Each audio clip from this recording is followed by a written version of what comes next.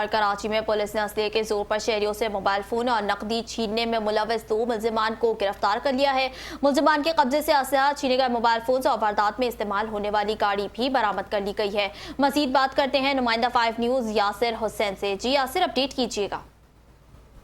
जी बिल्कुल, थाना Bilal colony police ने स्ट्रीट क्रिमिनल्स के साथ मुबैना पुलिस मुकाबला किया है, जिसमें एक मुलजिम जख्मी हालत में गिरफ्तार हुआ है, जिसकी शनाख्त नासिर के नाम से हुई है।